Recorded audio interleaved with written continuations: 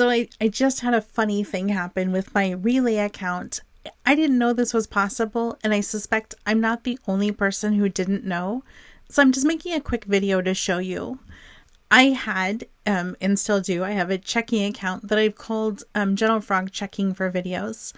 And this is the account that I would keep some money in for some routine charges to go through, so that when I wanted to demo something like, oh, here's how it works when you connect your bank to your QuickBooks, I could do that. What I want you to see is all the times that GoToWebinar tried to charge my credit card, and they were unable to. It was blocked. This goes on for quite a bit. I want you to see them all. Okay, so here's a regular, I'm totally cool with it, like I pay for Otter. But all these GoToWebinar charges, they're blocked. Like it says blocked. Finally, up here, it says settled. And I'm like, whoa, that's weird. It was blocked. Why is it settled? The card that I had associated with this is my Trials card that ended in 7808. So let me take you to that card. If I go to the left and I just click on cards and I go to my 7808 card, this card, I had a $10 limit.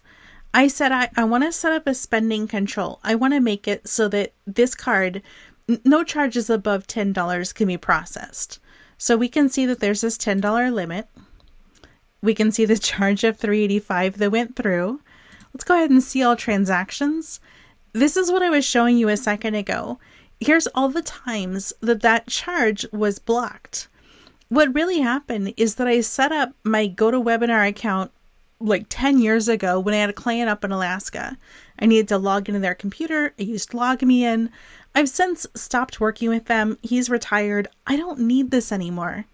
I cannot figure out how to cancel this at GoToWebinar or go to LogMeIn.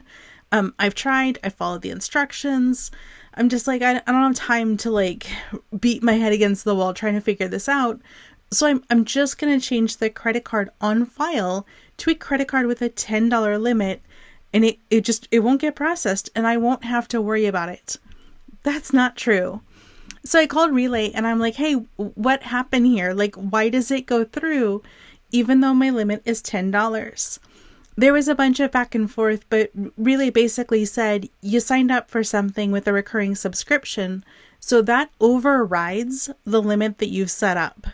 So even though, let's go back to Trials, even though I set up a limit of $10 per day, even though the charge was blocked many, many times, it magically went through for reasons that I don't fully understand.